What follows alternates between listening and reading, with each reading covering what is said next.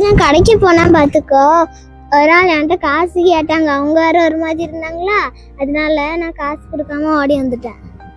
எதுக்கு அப்படி பண்ண? பைபிள் என்ன சொல்லுதுன்னு தெரியுமா? நன்மை செய்ய உனக்கு திராணி இருக்கும்போது அது செய்யத்தக்கவனுக்கு செய்யாமல் இராதே. ஆமா ஃப்ரெண்ட்ஸ், உங்களால ஒருத்தங்களுக்கு நன்மை செய்ய முடியும் போது அந்த நன்மை நீங்க செய்யாம இருக்க கூடாது. இதுக்கு ஒரு சின்ன எக்ஸாம்பிள் நம்ம பாப்போமா?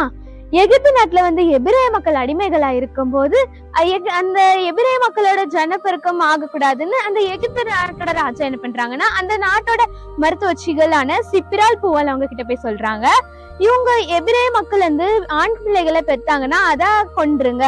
அந்த 2 பேரும் என்ன பண்றாங்கன்னா, கடவுளுக்கு பயந்து அந்த குழந்தைய கொல்லாம உயிரோட வர வச்சிடுறாங்க. அப்ப அந்த ராஜா இவங்க கிட்ட கேக்குறாங்க, எதுக்கு நீங்க எப்படி பண்ணீங்க அப்படின்னு கேட்கும்போது அவங்க பொய் சொல்றாங்க. இந்த மாதிரி அவங்க ரொம்ப பலசாலிங்க, நாங்க போகிறதுக்குள்ள அவங்க குழந்தை பெற்றுறாங்க. இது செஞ்சு அவங்க போகும் தெரிஞ்சும் கூட அவங்க அந்த குழந்தைகளை காப்பாத்தினதுனால கர்த்தர் அவங்களையும் அவங்க குடும்பத்தையும் ஆசீர்வதிச்சாங்க. இதே போல ஏதாவது ஒரு சூழ்நிலையில உங்களால யாருக்காவது ஹெல்ப் பண்ண முடிஞ்சா ஹெல்ப் பண்ணுங்க. Jesus loves you.